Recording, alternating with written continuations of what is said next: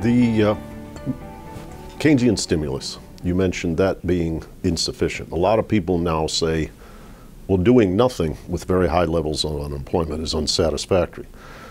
But just looking at it as a macro issue, stimulating the economy, believing the stimulus through multipliers creates jobs, you've argued that that's not sufficient. We have to go further to truly create a productive long-run policy, particularly in light of the debt to GDP levels that we now face. I was very skeptical of the Obama stimulus at the time, and I'm skeptical looking back on what it did and didn't do.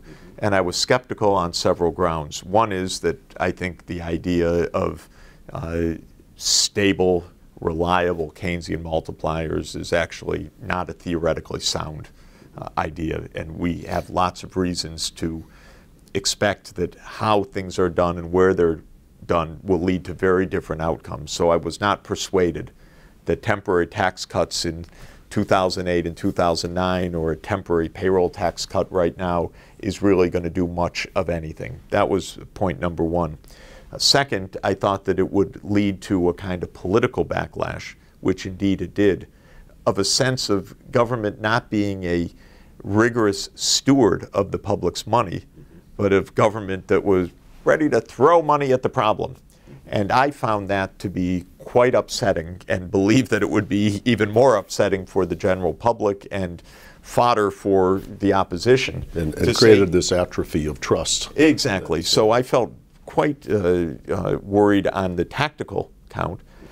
But third, and most important, I'm a believer in a significant role of government. I would like to see a larger government operating in providing public investments in crucial areas like infrastructure, like science and technology, like job skills, like early childhood development, all the way through higher education.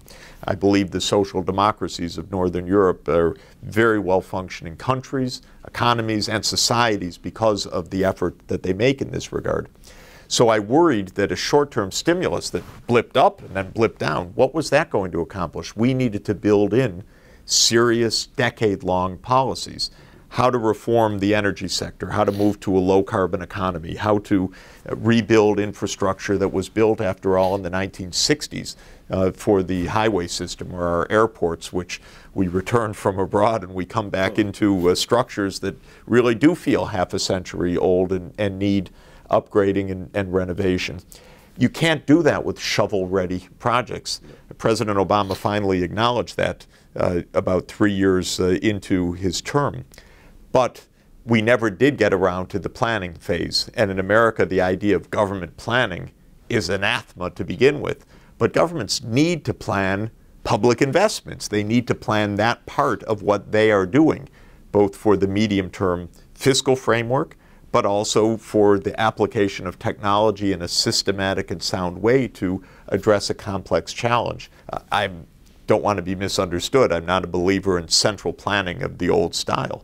But a government needs a strategy that reflects the fact that its public investments are a major factor in the economic prosperity, well-being, and environmental sustainability of a country. They are complex structures. They are networks in our economy that play a fundamental role supporting the private economy, and you can't just throw them together. And especially in a federal system like the United States, where inevitably one is going to engage from local government to state to federal and the private sector all together. That's a pretty complex institutional arrangement in order to upgrade the power grid, for example. No way that's going to be done in a few weeks of backroom negotiations to produce a $900 billion stimulus bill. And as I feared, we never got around to the longer term, and that's a huge mistake. And in our history, we have built highway systems and dams and canals and large railroad and transportation systems. So that this is not an, how would I say, a utopian task. Absolutely. At various phases of U.S. history, from the American system in the early 19th century to Abraham Lincoln's creation of the National Academy of Sciences and the land-grant institutions, to the creation of the national parks and a lot of the early infrastructure in the first decade of the 20th century to building the federal highway system in the 1950s and the 1960s. The U.S. has taken on, and I could mention Tennessee Valley Authority and so many other contexts, public infrastructure needed to underpin a world-class economy and a functioning society is a complex challenge. It takes years or decades. It needs a great deal of technical expertise. It needs to be insulated from short-term politics and also from a short-term business cycle and political business cycle thinking.